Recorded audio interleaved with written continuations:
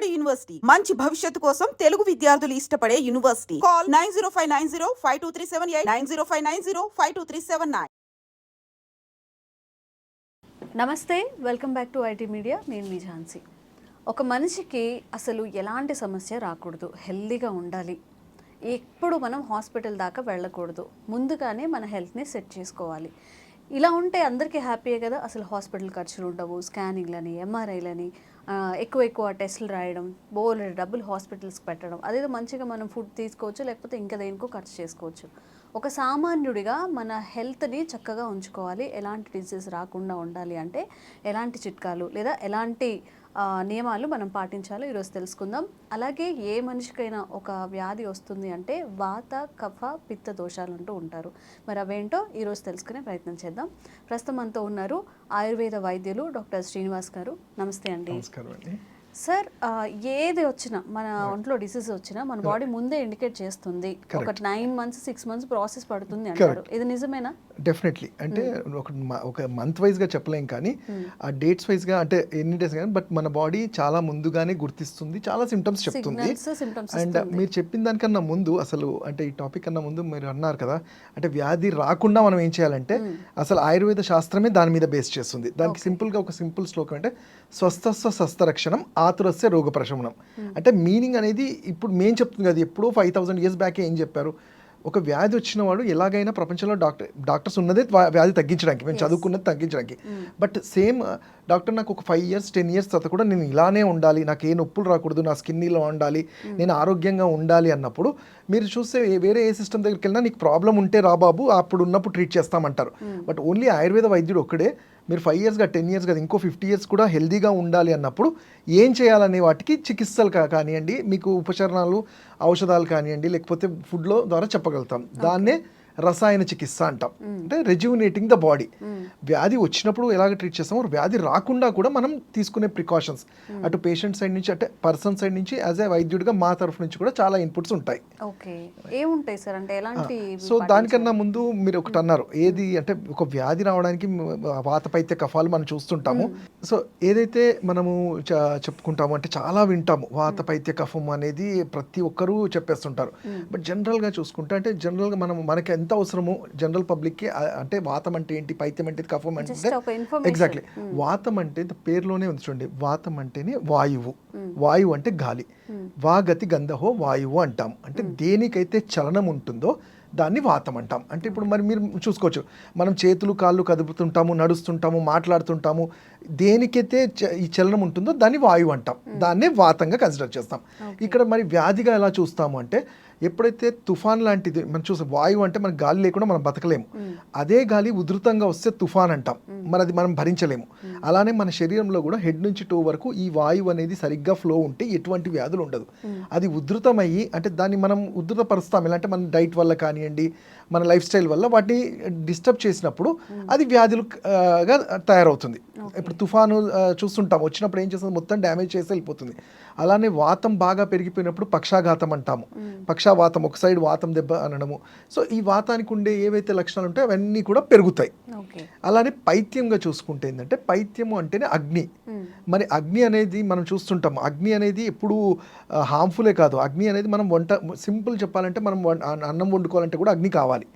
So అదేం తప్పు కాదు. కాకపోతే ఇక్కడ ఏంటంటే 1 kilo అన్నాన్ని వండడానికి ఒక 10 వాటర్ వేసేసి స్టవ్లో మనం ఒక 10-15 పెడితే అది మాడిపోవడమో అవ్వదు, తక్కువ ఫ్లేమ్లో పెడితే అది ఉడకని కూడా ఉడకదు. సో ఇక్కడ మన నాలెడ్జ్ ఏం చెప్తుంది, మనం ఎంత అన్నం పెడుతున్నాం, వాటర్ పెడుతున్నాం, దానికి తగ్గట్టు ఆ ఫైర్ని పెడితేనే అది బాయిల్ అవుతుంది.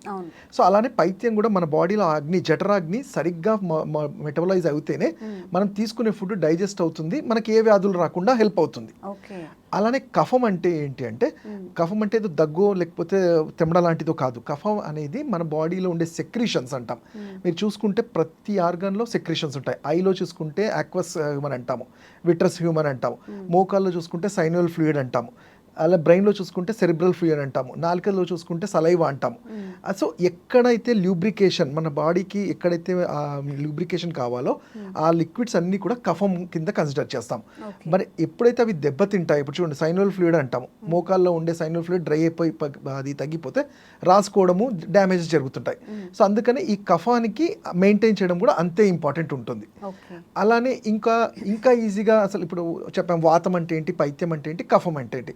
వీటిని వ్యాధులుగా ఎక్కడ చూస్తాము అంటే సింపుల్గా వాతం అంటే బిలో ద నాభి, అంటే ఈ హిప్స్ నుంచి కింద వరకు ఉండేది వాత స్థానం అంటాము. చెస్ట్ నుంచి నాభి వరకు ఉండేది పైత్య స్థానం అంటాము, ఎందుకంటే ఇక్కడ అన్ని ఆర్గన్స్ ఉంటాయి. అలానే ఎబో ద ఛాతి పైన ఉండేదంతా కఫస్థానం అంటాం. సో ఇక్కడ ఏ వ్యాధులు వచ్చినా కానీ అది కఫానికి రిలేటెడ్ ఉంటాయి.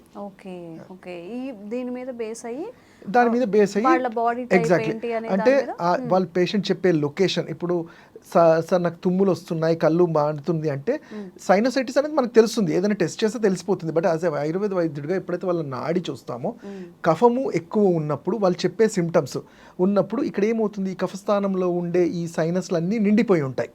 సో నిండిపోయి అంటే అది కఫానికి రిలేటెడ్ కాబట్టి వీళ్ళకి ఈ ప్రాబ్లం ఉంటుందని డయాగ్నోస్ చేయడంలో చాలా ఈజీ అవుతుంది. ఇది ఒక పద్ధతి. అలానే మీరు ఇంతకు ముందు అన్నారు అంటే వ్యాధులు తెలుసుకోవడం ఏంటి, ఒక వ్యాధి రావడానికి 6 నెలలు పడుతుంది అంటే మనం తెలుసుకునేసరికి డ్యామేజ్ జరుగుతాయి.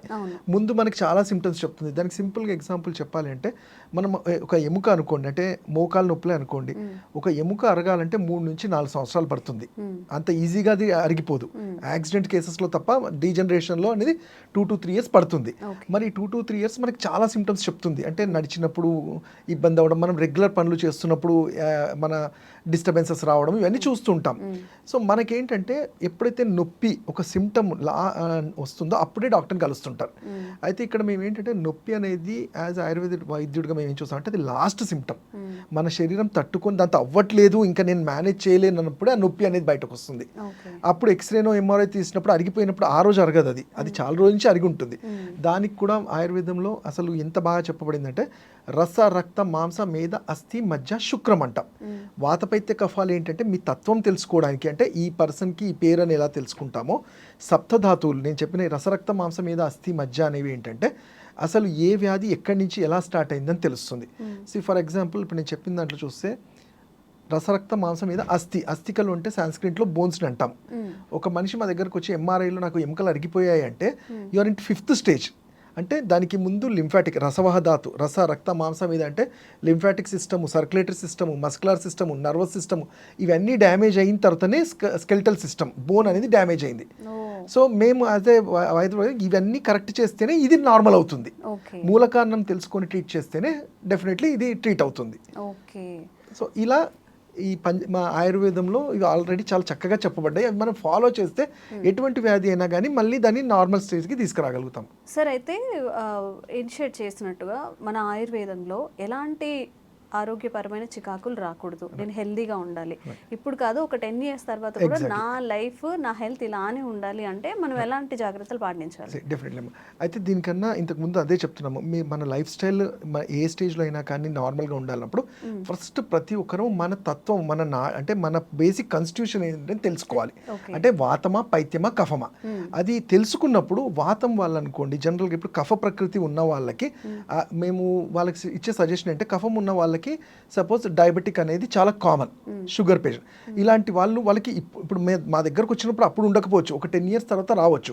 ఎప్పుడైతే మీ తత్వం తెలుసుకొని ఓకే మీకు ఈ కఫానికి రిలేటెడ్ డిసీజ్ వస్తాయి కాబట్టి మీరు తీసుకునే ఫుడ్ ఏంటి, ఇప్పుడు డయాబెటిక్ మీరు కఫం పెంచే ఫుడ్స్ అన్నప్పుడు వాళ్ళని స్వీట్స్ తక్కువ తీసుకోమనడం కానివ్వండి, గ్లైసమిక్ ఇండెక్స్ని కరెక్ట్ చేసే ఫుడ్స్ లైక్ బొబ్బర్లు లాంటివి కానివ్వండి, మన సొరకాయ జ్యూస్ లాంటివి కానివ్వండి, లేదంటే ఆయుర్వేదంలో దొరికే ఉసిరికాయ తానికాయ కరెక్కాయ ఇలాంటి పౌడర్స్ ఇవ్వడము. అలానే వాళ్ళకి తగ్గట్టు వ్యాయామం అంటే ఎక్సర్సైజెస్. అట్లానే కొన్ని ఔషధాలు ఉంటాయి, ఔషధాలు అంటే ఇవేవో మెడిసిన్స్ సైడ్ ఎఫెక్ట్స్ వచ్చాయి కదా, సింపుల్గా వచ్చే త్రిఫలా చూర్ణం కానివ్వండి ఇలాంటివి సజెస్ట్ చేసి ఆ తత్వం వాళ్ళకి మనము సరైన ఫుడ్. మేము జనరల్గా ఏంటంటే ఆయుర్వేదం అంటేనే పథ్యము, వాతం వాళ్ళకి ఒకలాగా ఉంటుంది, పైత్యం వాళ్ళకి ఒకలాగా ఉంటుంది, కఫం వాళ్ళకి ఒకలా ఉంటుంది. వీళ్ళు ఇప్పుడు నేను చెప్పినట్టు కఫం వాళ్ళకి ఈ వ్యాధులు వస్తాయి ఒక 5-10 years తర్వాత వస్తాయి అన్నప్పుడు వాళ్ళని ఆ డైట్లో పెడతాము. పైత్యం వాళ్ళకి అలానే, కఫం వాళ్ళని అలానే. వీటితో పాటు రసాయన చికిత్సస్ అంటాం. అంటే మీరు చూసుంటారు కేరళకి వెళ్ళి మేము ట్రీట్మెంట్స్ చేసుకొచ్చాం చాలా ఫ్రెష్గా ఉన్నాము అంటారు.